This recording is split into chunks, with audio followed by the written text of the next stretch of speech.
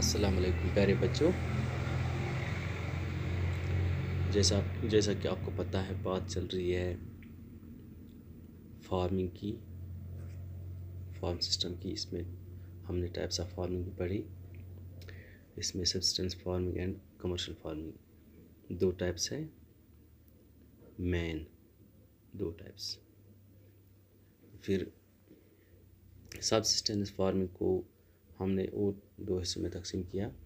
एक तो आपने कल पढ़ा इंटेंसिव सब्सिस्टेंस एग्रीकल्चर, आज हम पढ़ेंगे प्रिमिटिव सब्सिस्टेंस एग्रीकल्चर।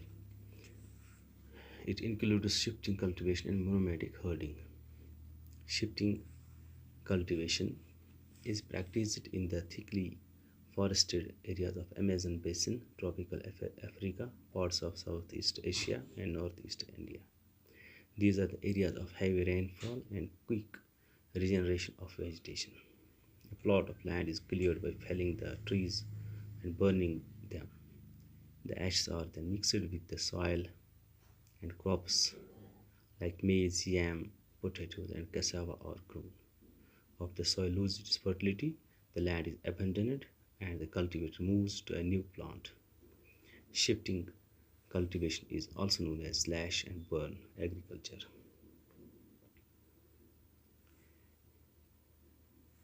प्यारे बच्चों, ये शिफ्टिंग कल्टीवेशन है, ये कहाँ पे इसको अमलाया जाता है? थिक फॉरेस्ट एरियाज़ में, जैसे कि अमेज़न बेसिन है, ट्रॉपिकल अफ्रीका है, parts of south east Asia and north east India के इलाके।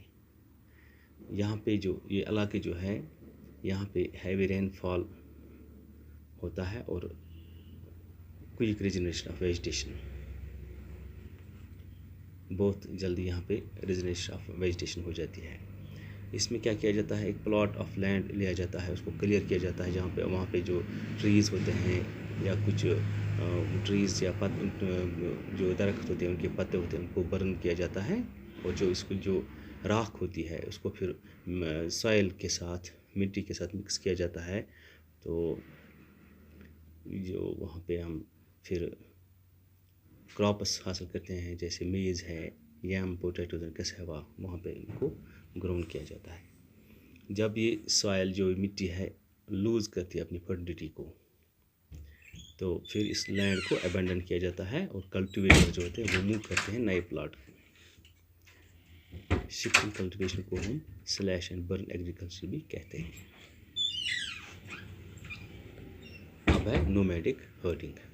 नोमैडिक यानी खाना बदोश, जो ये चरवाहे होते हैं एक जगह से दूसरी जगह जाते हैं अपने भेड़ बकरी के साथ।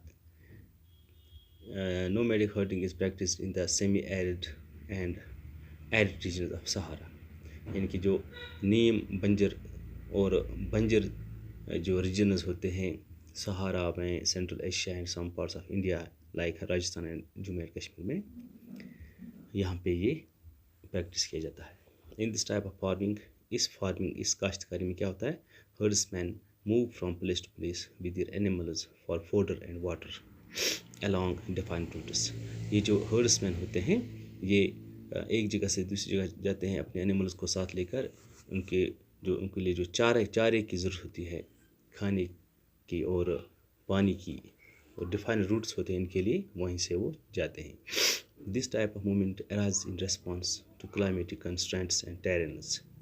ये क्यों ये अराइज होता है, इनको एक जगह से दूसरी जगह जाने की क्या ज़रूरत पड़ती है? यहाँ पे क्लाइमेटिक कंस्ट्रेंट्स और टेरेन्स जो मौसमी जो रुकावटों की वजह से, या जो टेरेन्स होते हैं ज़मीनी, ये जो ज़मीन होती है जहाँ पे इनको आने जाने में दिक्कत हो जाती है, इसी वजह से इनको ये एक जगह से दूसरी जगह जाना पड़ता है। Sheep, camel, yak and goats are most commonly Rudyard.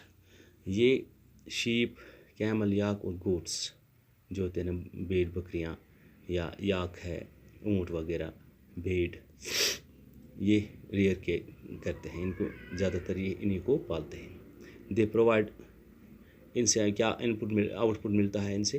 They provide milk, meat, wool, hides, इनसे दूध, गोश्त, वहाँ से वूल मिलता है, और चमड़ी, हाइड्स और जो बाकी प्रोडक्ट्स होते हैं to herders and their families, इनके लिए ये अपने इनसे हासिल करते हैं। ठीक है। उसके बाद है कमर्शियल फार्मिंग। अब सब्सिस्टेंस फार्मिंग के बाद जो दूसरा टाइप है, मैन टाइप जो है commercial farming. In commercial farming crops are grown and animals are reared for sale in market. Commercial farming में क्या होता है कि जो क्रॉप्स हम उगाते हैं या एनिमल्स को हम पालते हैं, वो किस लिए पालते हैं? ताकि हम इनको फ़रोख्त करें मार्केट में। The area cultivated and the amount of capital used is large. इसके लिए जो एरिया की ज़रूरत होती है, ज़मीन की ज़रूरत है, वो बहुत ज़्यादा होती है, और जो इसमें खर्चा आता है वो भी बहुत ज़्यादा होता है। Most of the work is done by machines. इसमें ज़्यादातर मशीनों के ज़रिए से काम चलाया जाता है। Commercial farming includes commercial grain farming, mixed farming and plantation agriculture. तो अनाज को कमर्शियल ग्रेन फार्मिंग जो है, अनाज उगाने के लिए जो काश्तकारी करते हैं, फिर ये अनाज जो है इसको हम फ़रोख्त करते हैं बड़ी बड़ी मंडियों में। इसके अलावा mixed farming and plantation. In commercial grain farming crops are grown for commercial purpose. Wheat and maize are common commercially grown grains. इसमें दो जो फसल है, इसमें ख़ास तौर पर वीट और मेज़ यानी कि गेहूँ और मक्की, ये कॉमन है इसमें। Major areas where commercial grain farming is practised और temperate grasslands of North America, Europe and Asia. जहाँ पे ज़्यादातर ये उगाया जाता है वो है टेम्परेट ग्रासलैंड, जो ये होता है चरागाह होते हैं बड़े बड़े, वहाँ पे जो नॉर्थ अमेरिका में है या यूरोप और एशिया में, वहाँ पे ये उगाए जाते हैं। These areas are sparsely populated with large farmers. यहाँ पे कम पॉपुलेशन होती है with large farmers spreading over hundreds of hectares. बड़े बड़े ज़मीन के हिस्से होते हैं जो 100-200 कनाल ज़मीन पर मुश्तमिल होते हैं, वहाँ पे ये फैले होते हैं ये फार्म्स, तो वहाँ पे ये काश्तकारी की जाती है। Severe winters restrict the growing season and only a single crop can be grown. जब उसके बाद जब सीवियर विंटर जब आते हैं तो ये इसको रिस्ट्रिक्ट करते हैं इस काश्तकारी को, तो वो इसलिए वहाँ पे सिंगल क्रॉप ही उगाते हैं। ठीक है। In mixed farming the land is used for growing food and fodder crops and rearing livestock. Mixed farm में क्या होता है, लैंड जो है इसको इस्तेमाल किया जाता है फूड के लिए, और फॉडर जो चारा हमें लाइव स्टॉक्स के लिए जो हम रेयर करते हैं, इनको पालते हैं हम, उनकी जो घास फूस वहाँ से निकलती है उनके लिए, उनके पालने के लिए वो हम वहाँ से हासिल करते हैं। ठीक है। तो इसके अलावा है it is practice in Europe, eastern USA, Argentina, south east Australia, New Zealand and south Africa. इसके अलावा है plantations. Plantations R A type of commercial farming where single crop of T, coffee, sugar cane, cashew, rubber, बनाना और cotton are grown. ये single type of commercial farming है। यहाँ पे जैसे sugar cane जो गन्ना होता है उसकी प्लांटेशन की जाती है, या चाय, कॉफ़ी, कैश्यू, रबर, बनाना, केले या कॉटन वहाँ पे उगाए जाते हैं। Large amount of labour and capital R required. इसमें भी बहुत ज़्यादा लेबर लगता है और खर्चा भी बहुत आता है। The produce may be processed on the farm itself, या तो वहीं पे इसको प्रोसेस किया जाता है और इन नियर बाई फैक्ट्रीज या फैक्ट्री में ले जाया जाता है इन चीज़ों को प्रोसेस करने के लिए। The development of A transport network is दस एसेंशियल फॉर सच फार्मिंग। इसमें ट्रांसपोर्ट की बहुत ही ज़्यादा ज़रूरत होती है, इसलिए इसमें ट्रांसपोर्ट को डेवलप किया जाता है। Major plantation are found in the tropical regions of the world, rubber in Malaysia, coffee in Brazil, tea in India and Sri Lanka and और सम एग्जाम्पल्स।